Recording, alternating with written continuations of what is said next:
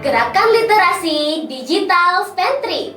Bersama saya, Syafiko Ramadila, dalam acara podcast Pantry Rise One Voice.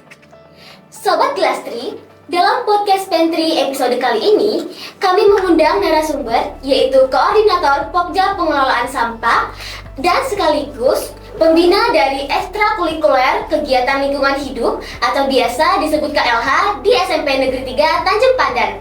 Beliau adalah Bapak Jafrizal SP. Selamat siang Pak Jaf. Selamat siang. Selanjutnya, di sini ada teman kami, Celo Janiska dan juga Dinda Faras Kalista. Celo dan Dinda ini perwakilan dari siswa yang tergabung dalam ekstrakurikuler KLH. Hai Celo dan Dinda. Hai. Apa kabar nih Pak Jeff, Dinda, dan Celo? Baik dong, alhamdulillah. Nah, sebelumnya kami mengucapkan terima kasih nih kepada Pak Jeff, Celo, dan Dinda karena sudah berkenan untuk hadir dalam podcast episode kali ini. Sobat Glastri, kertas bekas merupakan salah satu bentuk sampah yang dapat menjadi permasalahan dalam pengelolaannya. Jika dibiarkan begitu saja, sampah kertas bekas ini akan mencemari lingkungan. Sebagai sekolah adiwiyata, SMP Negeri 3 Tanjung Pandan berusaha untuk mengelola sampah berupa kertas bekas ini, sehingga menghasilkan produk yang layak pakai. Tentu saja, pengelolaannya menggunakan prinsip 3R, yaitu reduce, reuse, dan recycle.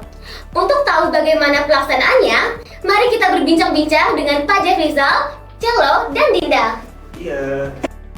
Pertanyaan pertama mau saya sampaikan kepada Pak Jeff nih. Ya. Menurut Pak Jeff, apa alasan yang melatar belakangi SMP Negeri 3 Tanjung Pandan sehingga memilih sampah kertas bekas sebagai barang yang akan dikelola menjadi barang yang layak pakai? Ya. Sebenarnya alasannya sederhana aja.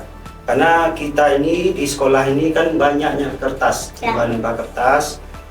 Bapak perhatikan terutama di para siswa, kertas-kertas bekas ulangan misalnya.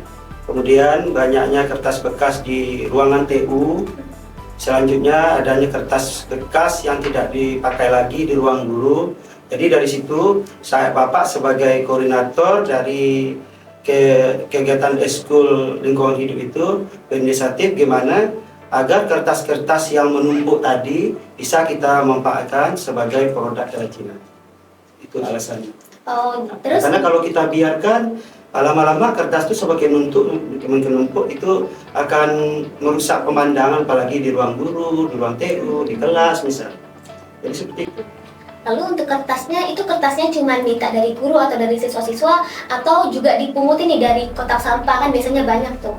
Kebetulan kertasnya ini dari kertas bekas yang tidak dipakai oleh siswa, misalnya kertas bekas ulangan kan, dari dikembalikan oleh bapak guru, biasanya kan kalian buang di sampah. Yeah. Jadi daripada dibuang, lebih bagus kita manfaatkan sebagai produk kerajinan.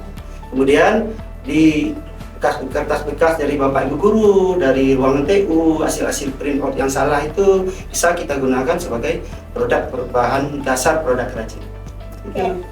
Nah, untuk pertanyaan selanjutnya, apa saja sih produk yang dihasilkan dari kertas bekas yang sudah dikelola tadi? Oke, kalau yang pertama ini ada salah satu produknya. Ini adalah pot dari kertas yang dibuat dari limbah kertas bekas dari siswa-siswa, teman-teman, dan ruang guru. Oh, ini kelihatannya benar. Tadi kelihatannya kayak stick atau dari kayu gitu ya. Iya. Terus ini dicatnya pakai apa? Ini dicatnya pakai cat pilox atau cat semprot, jadi lebih rapi. Kalau untuk pakai cat akrilik nih Pak, ini bakal mempengaruhi hasil nggak kira-kira? Siapa tahu ada yang mau bikin juga nanti di rumah. Oh iya, kalau semakin kita gunakan cat yang lebih bagus, hasilnya juga mencerminkan hasil. Oh, cat yang paling bagus buat produk kayak gini tuh apa? Ini kemarin dicat pakai cat pilox. Bisa juga kalau kita yang lebih kreatif bisa digunakan dua warna kan misalnya. Jadi lebih menarik. Nah, lalu untuk produk yang ada di situ itu produk apa, Celo? Ini produk dari kertas. Ini juga hasil dari kami, dari anak-anak KLH yang dibuat dari bubur kertas yang dihancurkan. Lalu untuk proses pembuatan produk-produk ini itu bagaimana? Oh ya, pertama-tama anak KLH akan melakukan pengumpulan kertas yang tidak bisa digunakan lagi seperti kertas ulangan, kertas siswa yang tidak digunakan lagi. Setelah itu kami akan melakukan pemotongan kecil-kecil Dan kami akan melakukan proses perendaman selama 1 malam. Dan yang ketiga, kami akan melakukan penghancuran menggunakan blender atau bisa menggunakan tangan. Ya. Setelah kami melakukan penghancuran, kami melakukan penyaringan yang menggunakan perca. Baju kaos bisa juga. Ya. Yang kelima, kami melakukan pencampuran. Pencampuran ini kami melakukan setelah bubur kertas ini disaring, melakukan pencampuran dengan lenfok, sen putih, dan jika kalian ingin ada warna, ya kita bisa melakukan menggunakan pewarna makanan. Dan yang terakhir, kita tempelkan bubur kertas ini yang sudah dicampurkan ke bekas styrofoam mie. Itu pencetakannya. Dan kita diamkan selama 3-2 minggu. Ya, 3-2 minggu. Jadi Bapak tambahin ya.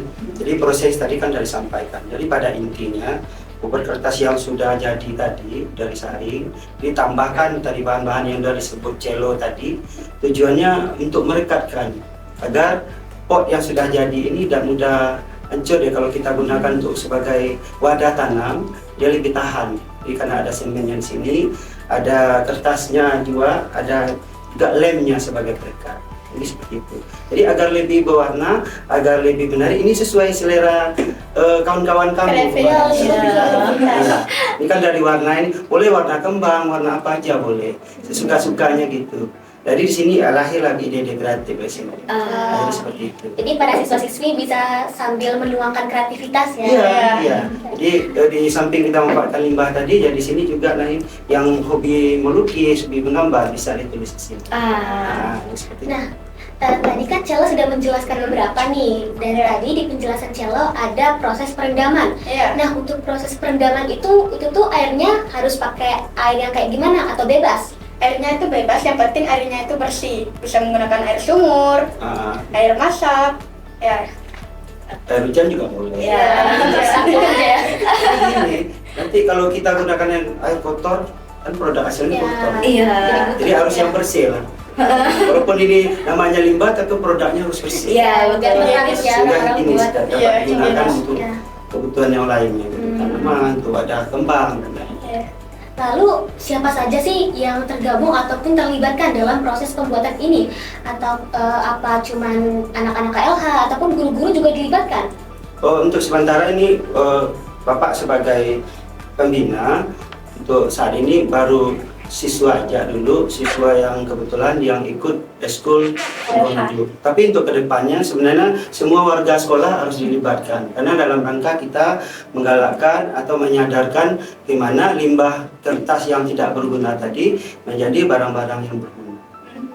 Seperti itu. Kalau untuk produk yang ada di depan Dinda ini gimana sih proses pembuatannya? Nah, kalau untuk yang ini itu kita mulai dari pengumpulan kertas-kertas. Setelah kertas-kertas dikumpul, nanti dipotong-potong, terus nanti digulung pakai lidi, terus nanti digulung mengikuti alur lidinya. Terus saat dibuka nanti kan akan mengikuti lidinya kan. Nah, setelah itu bakalan dianyam. Setelah dianyam bakalan dibuat dengan dibuat sekreatif mungkin. Setelah itu kalau mau dikasih warna silahkan untuk menambah ketertarikan dan kemenarikan dari benda tersebut. Ya Bapak tambahin ya, sebenarnya produk ini bukan ini aja, bisa dibuat yang lainnya, bisa buat keranjang, bisa buat topi. Ini kebetulan ini yang baru dibuat, ini kedepannya nanti akan lahir berbagai macam model. Berarti bisa menghasilkan banyak produk ya? Iya, banyak sekali. Contoh ini salah satu contohnya yang dua ini. Kemudian juga buat topeng, bisa tulisan, bisa dari limbah kertas tadi. Lalu untuk pertanyaan selanjutnya nih Pak, untuk kedepannya apa harapan Pak Jeff, Cello, ataupun Mbak Dinda untuk program KLH ini? Ini siapa dulu nih yang jawab nih? Bapak dulu, Pak Dinda dulu. Ada dulu ya. Silakan. Kalau harapan Dinda buat kedepannya, Dinda harap Dinda bisa mengedukasi teman-teman buat lebih menghargai limbah plastik atau limbah kertas apapun itu. Selain itu, Dinda juga pengen di sekitar Dinda jadi jauh lebih bersih dengan mendaur ulang limbah-limbah yang ada di sekitar Dinda. Seperti itu. Kalau untuk Pak Jeff? Kalau Bapak sendiri sih inginnya siswa ini menyadari Gimana agar limbah-limbah tadi, barang-barang tidak berguna, kertas tadi bisa dimanfaatkan sebagai produk-produk yang barang yang berguna. Contohnya jadikan sebagai barang-barang kerajinan. Syukur-syukur nanti setelah kalian terbiasa membuat produk-produk yang seperti ini, nanti bisa lahirlah nilai ide-ide kreatif sehingga nanti bisa kalian jual. Kemudian setelah kalian keluar dari SMP 3 ini, setidaknya kalian dapat menularkan pada masyarakat. Ya, karena tujuan kita ini sebenarnya penyadaran kita terhadap kesadaran masalah lingkungan. Apalagi sekolah kita ini sekolah adiwiyata, bagaimana caranya kita menyadarkan siswa-siswa kita ini agar mereka menyadari betul-betul bagaimana masalah lingkungan ini sangat urgent sekali. Kalau untuk Celo sendiri? Untuk Celo, harapan Celo untuk siswa-siswi SMP Negeri 3 Tanjung Pandan untuk lebih kreatif, lebih bijak dalam menggunakan limbah-limbah, termasuknya limbah kertas, karena Bisa menginspirasi kawan-kawan. bisa Celo, ya? inspirasi dan membuat limbah-limbah ini bukan hanya sebagai sebatas limbah yang tidak berharga, tapi menjadi barang yang berguna, bermanfaat dan berharga yang menghasilkan rupiah. Rupiah. Iya. Intinya seperti itu. Ujung-ujungnya memang ke rupiah gitu. Oh, jadi ada ada buat dijual ya? Nanti kan, nanti kan bisa. Kalau mereka ini udah terbiasa, nantinya kan mereka kan bisa berkreasi sendiri. Modelnya seperti apa? Nanti dari situ lahir ide kreatif. Jadi setelah lahir ide kreatif, nanti kan ujung-ujung bisa jadi rupiah. Padahal walaupun dasarnya awalnya memang limbah. Jadi seperti itulah yang diharapkan sama anak-anak yang kreatif dan yang inovatif. Sobat Glastri, demikian tadi perbincangan kita dengan Pak Jeff, Celo, dan Dinda tentang informasi pemanfaatan kertas bekas menjadi produk layak pakai di SMP Negeri 3 Tanjung Pandan. Terima kasih atas semua informasi yang sudah disampaikan dan semoga bermanfaat bagi kita semua. Nah, untuk penutupannya nanti, Piko mau Pak Jeff, Celo, dan Mbak Dinda untuk ngikutin salam penutupannya ya. Oke. Salam penutupnya itu kayak gini. Jadi, angkat tangannya. Angkat Untuk tangannya. L, gerakan literasi, digital, pantry. Oke, bisa? Bisa. Siap. Selamat siang. Salam Glastri. Gerakan literasi, digital pantry.